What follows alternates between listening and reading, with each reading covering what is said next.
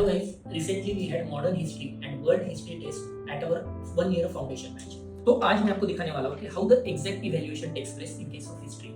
देखिए, first question was that critically examine the economic causes of revolt of 1857. Causes पूछे 1857 के, but nowadays UPSC is not asking the generalistic causes. They are asking you specific economic causes of 1857 revolt. There are multiple causes, social, economic, political, military causes, but उसमें से भी सिर्फ economic यहाँ पे लिखना है.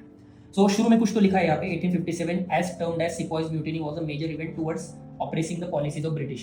देखिए, क्लासिक मिस्टेक जो फ्रेशर यहाँ पे करता है, इन्होंने क्या किया है कि 1857 रिवोल्ट को सिपॉय म्यूटिनी कहा है. But if you read the history carefully, there are multiple viewpoints over the 1857 revolt. Some people are calling it as a sepoy mutiny, some people are calling it as a first freedom struggle. तो यहाँ पे आपको mention करना है ये किसने कहा है कि ये सिपॉयज म्यूटिनी है. ये क्लासिक फ्रेशर का प्रॉब्लम है.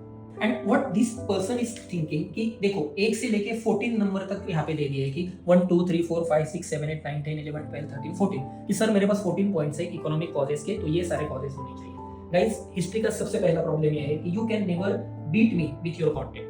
14 पॉइंट्स आ गए, बट यार मैं आगे जाके पहले पॉइंट में ही आपको खारिज कर दूंगा. Economic causes of revolt of 1857 आपने कहा है ड्रेन ऑफ वेल्थ, पर भैया ड्रेन ऑफ वेल्थ ये कंसेप्ट ही 1867 को आई है, दादा भाई नौरोजी ने बताया है. तो ये प्रॉब्लम तो पॉइंट तो गलत हो गया. Annexation of states, trade deficit, surplus production.